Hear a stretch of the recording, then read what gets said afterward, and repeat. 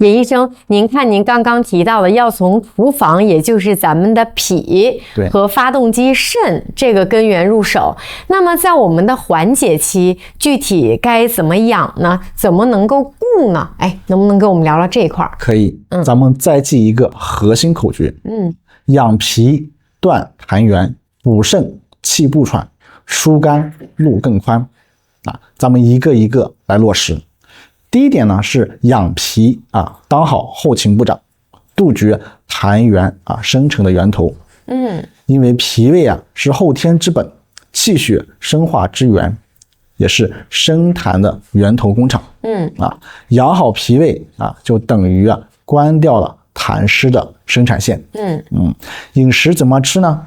我们一般呢是多吃性质平和、味道甘淡颜色偏黄的食物它们的脾胃比如说是好朋友山药、小米南瓜、莲子、茯苓等等等等，也包括我们的北扁豆。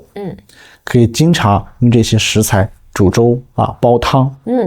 它们呢都像温情勤劳温和的清洁工和营养师一样，帮助脾胃运化而不是增加负担。习惯怎么养呢？称之7分饱温为好每顿饭不要吃到10分饱，给我们的脾胃留出足够的运化空间。食物呢要吃温热的，避免一切生冷冰镇的食物或者饮料。因此呢，我们的脾胃会使到着凉受寒这样一个情况。尹医生，您看您刚刚提到了吃饭这时候呢，李阿姨就要问我了，我消化不好是不是以后顿顿我只能吃白粥对吧？这是不是一个很普遍的一个误区是的，这是一个典型的误区因为长期只喝白粥，营养过于单一。我们的脾胃往往得不到充足的养分来恢复功能正常的原则是细软易消化，营养均衡搭配。粥可以喝，也可以在我们粥里呢加入山药南瓜、小米以及呢去刺的鹿茸都可以少少的剁碎之后加进去，甚至呢也可以放一点肉末鸡蛋都可以做成我们的鸡蛋羹瘦肉粥，鱼肉也可以剁碎做成丸子汤豆腐豆制品也很好，关键呢是在于烹饪的方法，多采用蒸、煮、冻、快以及快炒，少用我们的油炸红烧这些个烟熏火燎的就不要再做了，或少做一点第二点呢是补肾加满我们的生命油香。呼吸才有根底。肾是先天之本，是生命的原动力，肾气足才能够呼吸之气深深的纳下去。食物怎么补呢？我们一般会吃一些个温补肾精的黑色或种子类的食物这一点需要进行一个记忆比如说我们的黑芝麻、黑豆、核桃枸杞子甚至呢板栗它们呢就像生命的发动机添加高级的润滑油和能量块。动作呢要怎么练？老师呢教大家一个随时随地都能够做的隐形补肾法。可以呢垫脚跟双脚呢与肩进行一个同宽站立。双手可以插在我们的腰部或者是自然的一个下垂都是可以的。慢慢的使我们的后脚跟垫起来可以垫一垫，与前脚掌支持我们的身体，保持平衡3到5秒就可以了。一个突出的感受呢是我们小腿的后侧和脚底有收紧感，然后慢慢的将脚跟落下，反复进行每天呢做上30到50次。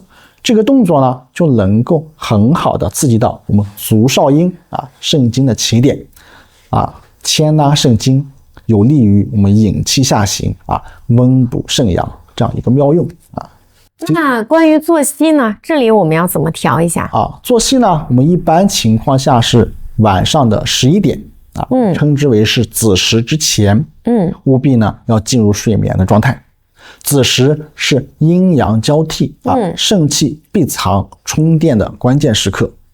熬夜是最耗伤肾精的行为啊，高质量的睡眠胜过任何补药。来啊，您刚才说的太好了。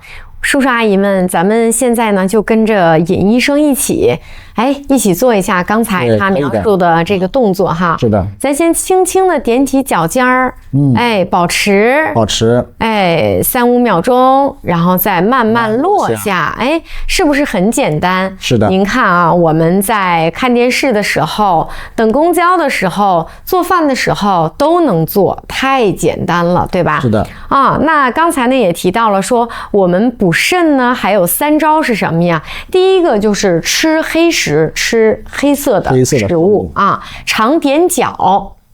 第3呢就是咱们要早睡觉。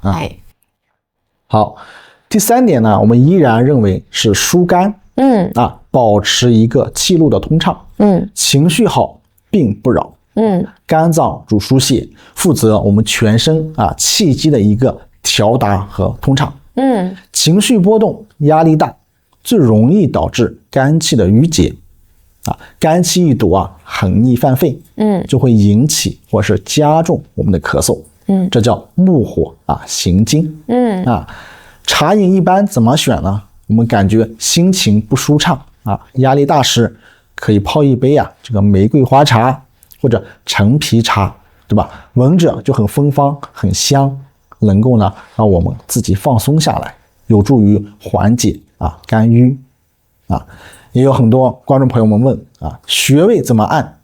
一般呢是在脚背上我们大脚趾和第2脚趾的指缝间，按下去呢会明显的疼痛感，这呢其实也是太冲穴，是我们人体自带的消气穴，或者呢也可以叫其呢出气筒感觉呢郁闷生气，两胁胀痛时呢，我们也可以用力按揉这个穴位3到5分钟，能有效的疏通郁结的肝气。